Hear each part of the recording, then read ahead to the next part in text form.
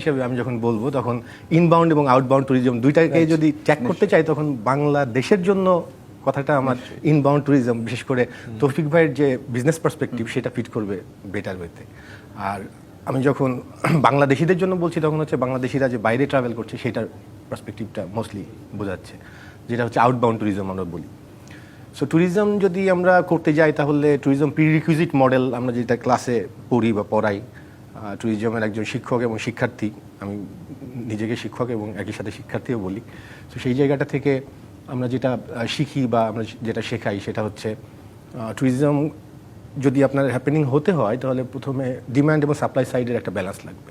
Demand সাইডে থাকে হচ্ছে ট্যুরিস্ট ট্রাভেল করতে গেলে আপনার লাগবে হচ্ছে মোটিভেশন প্লাস অ্যাবিলিটি। আপনার অ্যাবিলিটির জায়গায় যেমন টাকা, মানে অর্থ আর কি, অর্থ এবং আপনার সময় গুরুত্বপূর্ণ, সক্ষমতা, হ্যাঁ, হেলথ একটা কন্ডিশন থাকতে পারে। দেন মোটিভেশন থাকতে হবে। আপনার অনেকের অনেক টাকা আছে, সময় আছে, সবই আছে, কিন্তু তারা মোটিভেশন নাই, ট্রাভেল করছে না। সো দুইটাই মানে কম্পাটেবল হতে হবে। আবার অনেকের দেখা যাচ্ছে মোটিভেশন আছে, সবই আছে, কিন্তু যেতে পারছে না। কেন? Because of the supply side issue. তো সাপ্লাই সাইডে থাকছে আপনার অ্যাসেট, অ্যামিনিটিস এবং অ্যাক্সেসিবিলিটি। পার্টিকুলারলি আমরা এই প্রোগ্রামটাতে যে ইস্যুটা নিয়ে কথা বলছি that is about accessibility. So tourism যদি হতে হয় তাহলে আপনার অ্যাক্সেসিবিলিটির জায়গাটা স্মুথ করতে হবে। শুধু আপনার অ্যাসেট বা অ্যামিনিটিস থাকলে হবে না।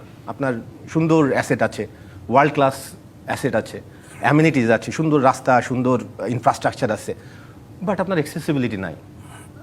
অ্যাক্সেসিবিলিটির জায়গাটা মানে শূন্য বা শূন্যের কাছাকাছি, তখন তো আসলে ট্যুরিজম হবে না, বিকজ ট্যুরিস্ট আপনার কাছে আসতে পারবে না।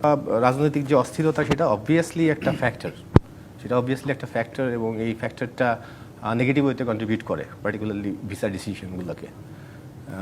এবং সেই জায়গাটা, এই ভিসা রেস্ট্রিকশন বা ভিসার যে মানে অস্থিরতার জায়গাটা, টার্বুলেন্সের জায়গাটা যেটা শুরু হয়েছে, তার পিছনে অবশ্যই এটা একটা অন্যতম নিয়ামক।